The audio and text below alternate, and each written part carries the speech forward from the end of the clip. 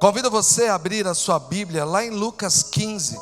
É um texto bem conhecido, mas como a palavra de Deus já fala que ela se renova todos os dias, convido você a ler um texto novo. Um texto conhecido, mas novo. Lucas 15, nós vamos ler o versículo 11 e 12, e depois nós vamos ler a partir do versículo 20 também. Disse o seguinte lá no versículo 11: E Jesus continuou: Um homem tinha 2 filhos. O mais novo disse ao seu pai: Pai, quero a minha parte da herança. E assim ele repartiu a sua propriedade entre eles. Versículo 20 agora. A seguir, levantou-se e foi para seu pai. E estando ainda longe, o seu pai o viu e, cheio de compaixão, correu para o seu filho e o abraçou e o beijou.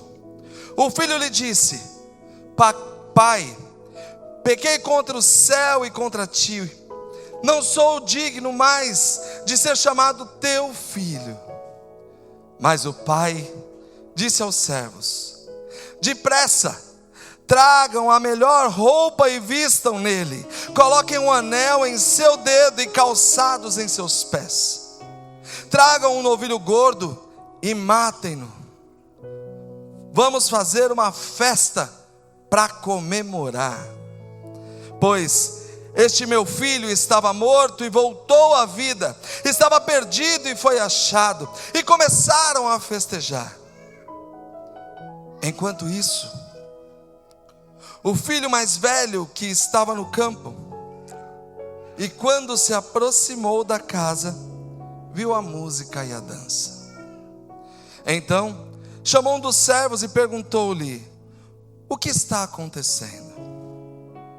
E ele lhe respondeu: Seu irmão voltou, e seu pai matou um novilho gordo, porque recebeu de volta são e salvo. E o filho mais velho encheu-se de ira e não quis entrar. Então o seu pai saiu e insistiu com ele. Mas ele respondeu ao seu pai: Olha, todos esses anos tenho trabalhado como um escravo ao teu serviço e nunca desobedeci às tuas ordens. Mas tu nunca me deste nem um cabrito para que eu pudesse festejar com os meus amigos. Mas quando volta para casa esse seu filho, esse que esbanjou todos os seus bens com prostitutas, matas o novilho gordo para ele. Então disse o pai: Meu filho, você está sempre comigo, e tudo que é meu é teu. Mas nós tínhamos que comemorar e alegrar-nos, porque este teu irmão estava morto e voltou à vida. Ele estava perdido e foi achado. Esse texto, ele é um texto muito conhecido. Todo mundo já ouviu a parábola do filho pródigo, de frente para trás, de trás para frente, peça de teatro, todo mundo já viu tudo isso. Mas eu gostaria de te trazer um outro olhar nesta noite. Nós sabemos como o filho se sentiu, mas eu quero te trazer essa noite um olhar de pai. Pai é uma figura tão singular em tudo que vivemos, que eu decidi não apenas trazer palavras do Tailce Júnior, mas de 3 pessoas simples, talvez. Eu até brinquei de manhã, de uma forma irônica, chamadas Freud, Platão e Sócrates. 3 filósofos que mudaram o mundo com a sua maneira de pensar e traduzir tudo isso. Os três juntos têm a mesma concepção, dizendo que o papel do pai é fundamental para o desenvolvimento integral de uma criança. Em todas as áreas, seja ela na emocional, social ou cognitiva dela. E é tão necessário a presença do pai na vida de uma criança, por ser tão diferente da mãe, que ele causa um impacto gigantesco durante toda a vida, em muitos aspectos. Nós vamos falar de alguns aqui, bem rapidamente, para entendermos tudo isso. O primeiro é na formação de identidade e segurança daquela criança. Quando uma família tem um pai presente, ativo, a primeira coisa que ele causa na vida de uma criança é uma construção de uma identidade sexual, porque ele vê a diferença de tratamento, de concepção entre homem e mulher. Ele consegue enxergar dentro daquele lar duas figuras distintas que ele pode seguir e usar como exemplo. E através dessa distinção ele começa a compreender, a criança começa a compreender o mundo como um todo, estender os padrões, e isso vai fazendo o quê? Que ele gere uma segurança emocional, que ele venha começar a trabalhar a sua autoestima. A presença do pai como referência de uma pessoa tão especial vai fortalecendo essa criança. A presença do pai ainda traz a essa criança um equilíbrio emocional e social, aonde ele consegue ver que existe um lugar seguro. Quem aqui já recebeu um abraço gostoso?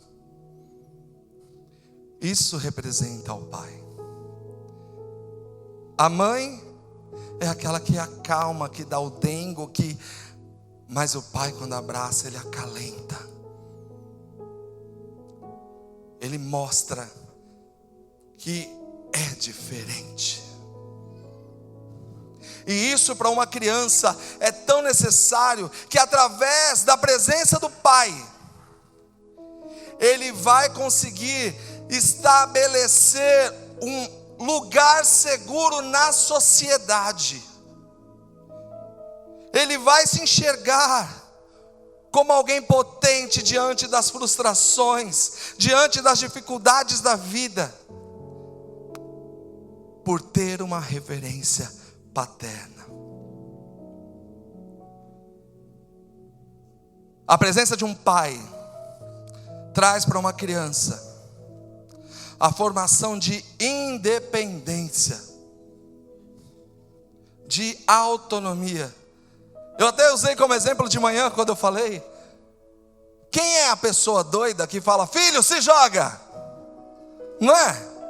A mãe, pelo amor de Deus, quase infarta quando isso acontece. Ou quando vai ensinar a andar de bicicleta, que sai correndo atrás e larga a bicicleta e deixa o menino rolar o barranco abaixo. Mas pequenas atitudes geram grandes resultados.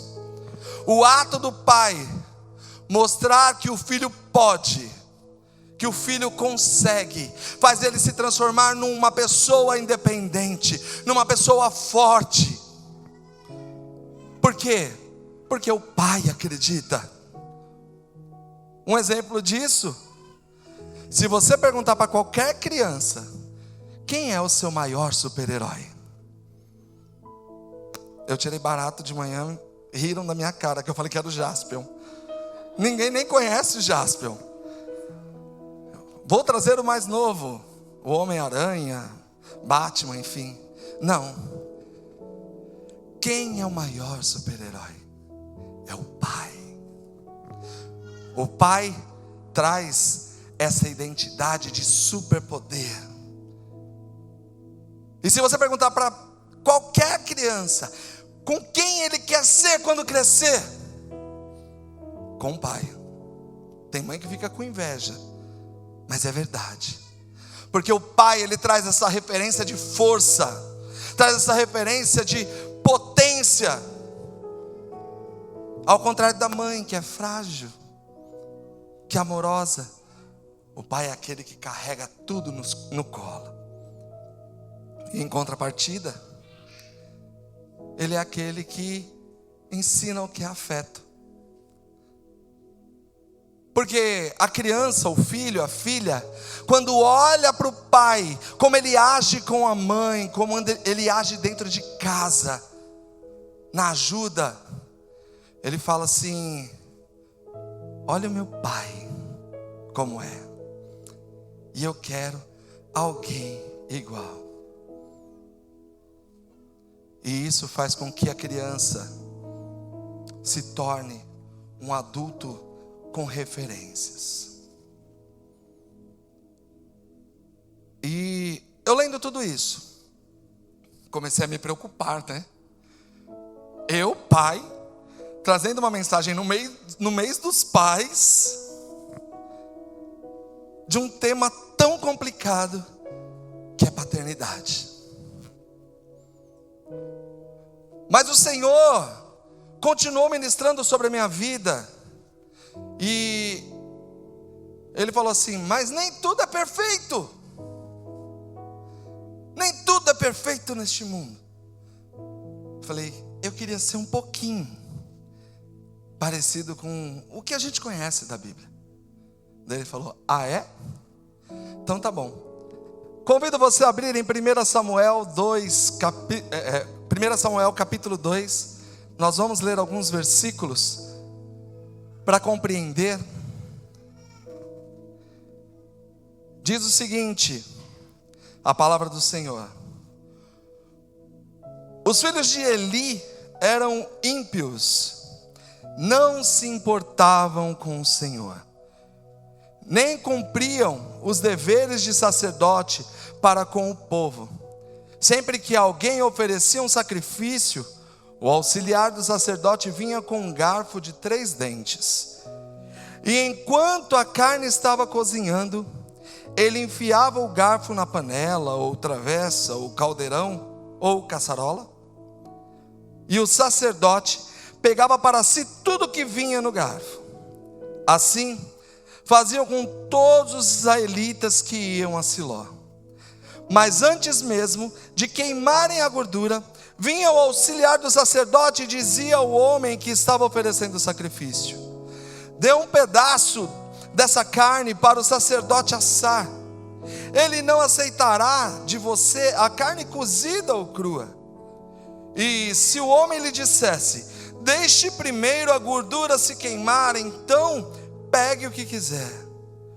O auxiliar respondia: não, entregue a carne agora, senão eu a tomarei à força. O pecado desses jovens era muito grande à vista do Senhor, pois eles estavam tratando com desprezo a oferta do Senhor. Nós estamos falando aqui de Hófni e Finéias, filhos do profeta Eli. Todos aqui conhecem quem foi Eli?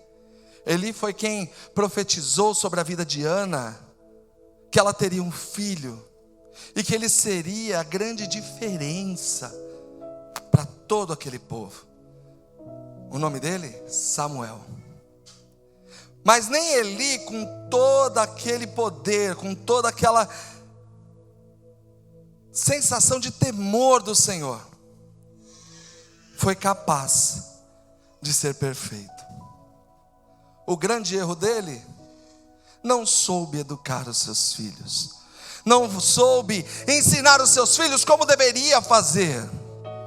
E os seus filhos se tornando adultos, sacerdotes, não tinham nem um pingo de temor ao Senhor e tudo aquilo que realmente era importante aos olhos do Senhor, ao ponto de roubarem a oferta do povo que estava ali, rendendo sacrifícios ao Pai, ao ponto de ameaçar aqueles que estavam fazendo o que era correto diante de Deus, para saciar a sua vontade. E isso não foi porque Eli não falava nada, não. Era porque Eli não tinha uma atitude de pai, de homem. Eu imagino Eli como algumas pessoas que a gente enxerga hoje, né? O filho está virando cambalhota onde não deve. E o pai fica assim: menino, desce daí. Eu já falei para não fazer. Menino, você vai se machucar. E o menino nem azul para o pai. Sabe o que aconteceu? Lá em 1 Samuel 3,13 diz o seguinte: pois eu lhe disse que julgaria a sua família para sempre por causa do pecado de seus filhos, do qual ele tinha consciência. Seus filhos se fizeram desprezíveis e ele não os repreendeu. A atitude de Eli fez com que toda a família fosse julgada pelo Senhor e repreendida pelo Senhor, porque o Eli não assumiu o seu papel como pai.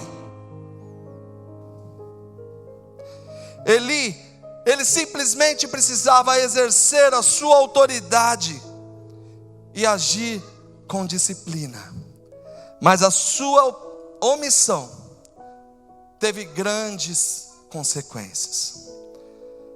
Da mesma forma, eu vou falar de um outro personagem um pouco conhecido também, Davi. Lá em 1 Samuel 13,14, ele fala que Davi foi falho em sua paternidade. Davi, que era o homem segundo o coração de Deus, rei de Israel, falhou porque deu importância muito mais às coisas de fora do que às coisas de dentro. Era um pai ausente, e com isso teve muitas consequências, principalmente com seus filhos.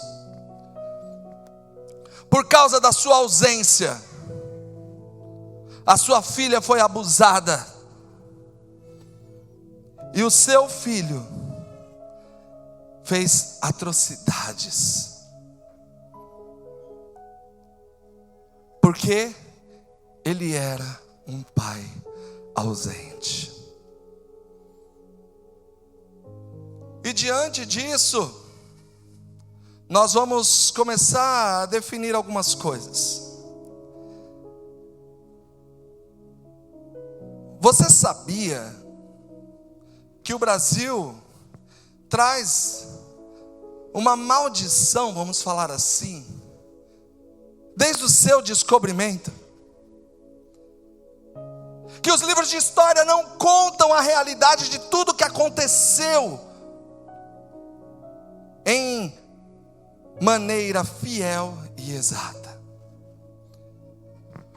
Quando as caravelas chegaram de Portugal, terra à vista, desceram de lá muitos homens e mulheres, homens, entre aspas, que se faziam parte da monarquia, que não eram tão bons assim. E ao se depararem com o povo que já existia aqui no Brasil, os índios, se depararam com mulheres belíssimas, muito diferente das europeias, sem roupa, porque não utilizavam roupa. E automaticamente esses homens desejaram essas mulheres, e caçaram, estupraram elas. E essas mulheres não podiam voltar para suas aldeias, porque eram escravas. E além de tudo, os pajés não aceitavam os filhos, porque não eram filhos de outros índios. muitas dessas crianças foram assassinadas e outras foram utilizadas como escravos. O tempo passou e começaram a trazer da África mais escravos, e ali mais mulheres que também eram diferentes das europeias. E o que o grande povo fez? Novamente, utilizaram dessas mulheres como escravas sexuais também. E essas mulheres não tinham a chance nem de cuidar dos seus filhos, porque elas eram escravas, não eram donas nem de si. Daí foi surgindo a ideia da ama de leite, que era uma escrava que amamentava o filho da ama, da dona de todo o recinto. E o tempo foi passando, o tempo foi passando, o tempo foi passando, até que assinaram a lei da escravatura. Tudo bem, agora todo mundo é livre, mas foi livre sem nenhum real no bolso. Agora é real, naquela época não era. Mas, para você ter uma noção, e aquelas mulheres ficaram grávidas e não tinham como sustentar aquelas crianças. Então o que elas faziam? Levavam para as portas das igrejas, para que a igreja pudesse cuidar dessas crianças. E aí foram surgindo os orfanatos. E muita coisa se passou de lá para cá. E eu trabalho na educação fazem 15 anos. E é uma loucura. Quantas certidões de nascimento eu pego aonde não tem o nome de um pai. Ou seja, nós carregamos tudo aquilo que os nossos antepassados viviam. E tudo isso que Platão, que Sócrates falaram do poder do pai sobre a vida de uma criança. Hoje em dia nós temos muitos adolescentes que estão perdidos, porque não tiveram uma referência de pai dentro do seu lar. Muitas meninas estão se deixando ser levadas por qualquer um, porque não tem uma posição de pai dentro de casa, onde ela use como referência. Porque o pai é aquele que gera mudança.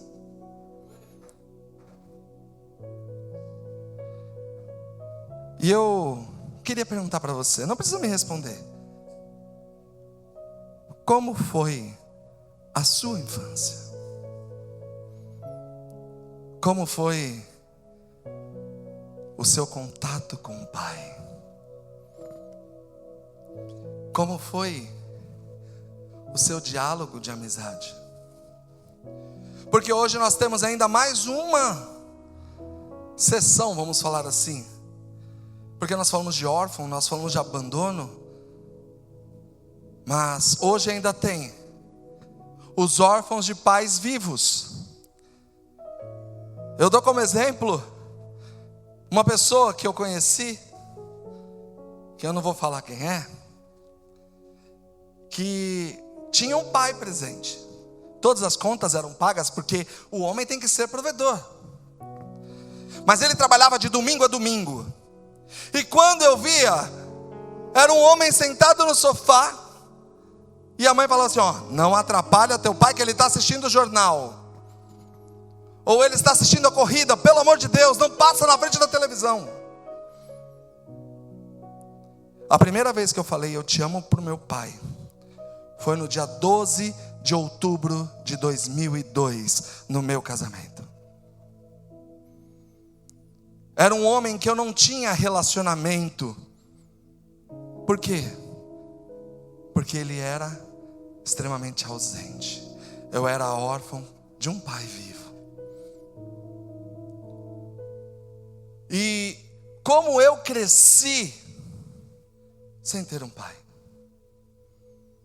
Será que realmente vivendo tudo aquilo que a gente estava falando aqui, é perdido, é temeroso, é inseguro, é tudo desse jeito. Mas eu quero saber de você, como foi o seu pai? Como foi o relacionamento do seu pai com você? Quais foram as marcas que o seu pai deixou, pela ausência ou pela presença?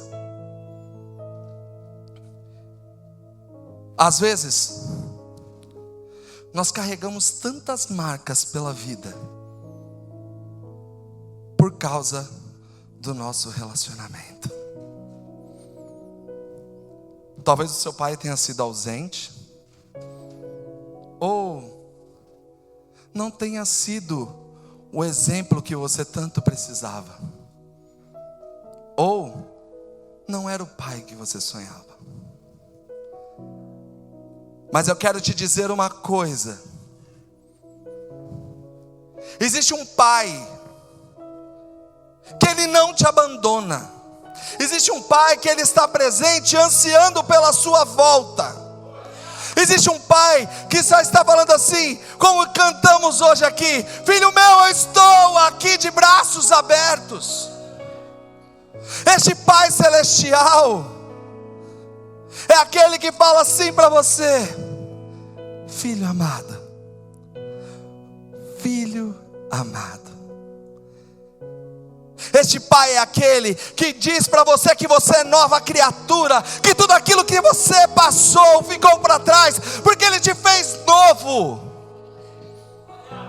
É este pai que te ama e que fala assim: eu estou aqui.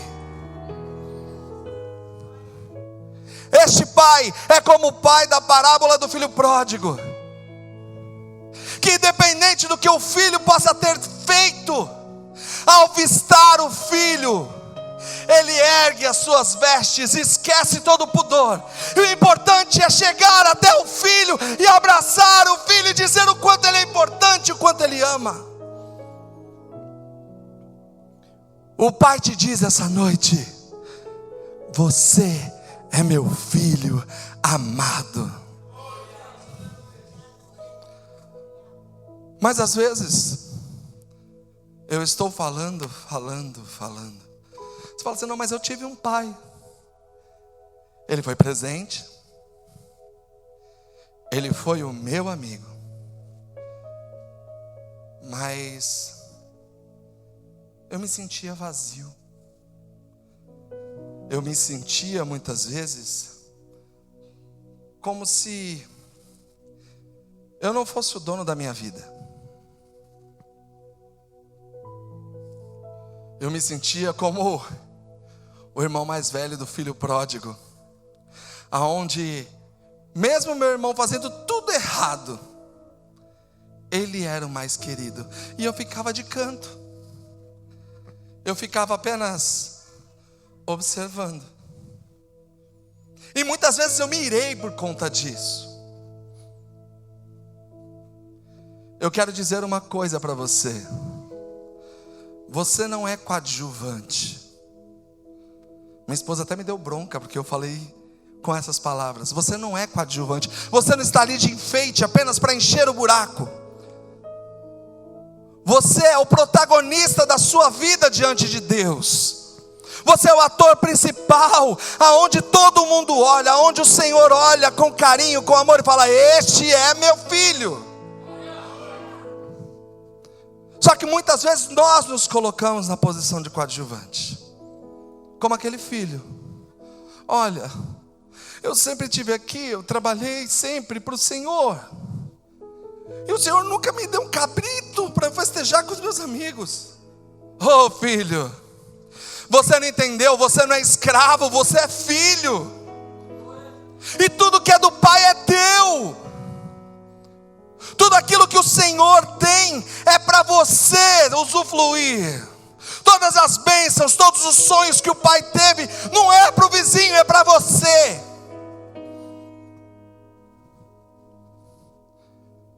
Entenda.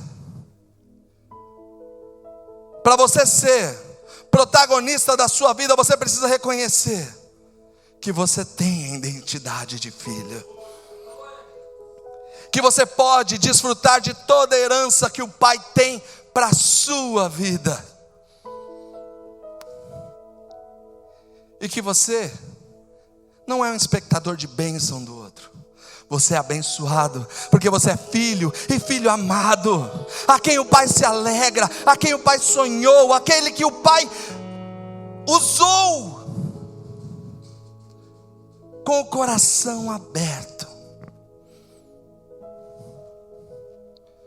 Você é mais que especial para o Pai.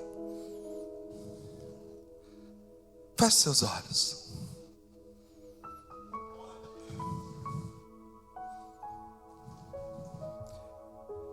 Nós já estamos encerrando, mas eu gostaria que você trouxesse à memória algumas coisas. Talvez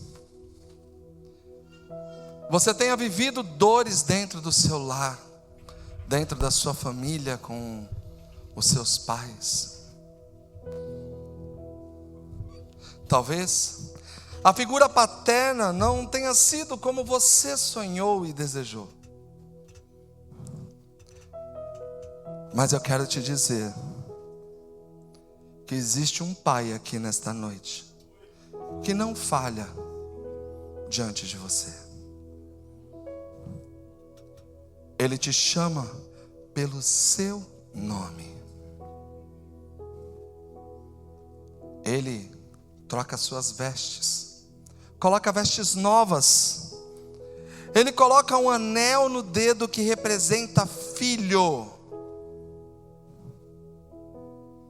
E ainda declara: tudo que eu tenho é teu. Não viva mais como coadjuvante da sua história, preso no passado, nas mágoas e comparações com outras pessoas. Não viva as dores que ficaram para trás, porque o amor do Pai Celestial, te torna protagonista. Você é filho amado, escolhido e capacitado para viver uma nova vida em Cristo. Aleluia.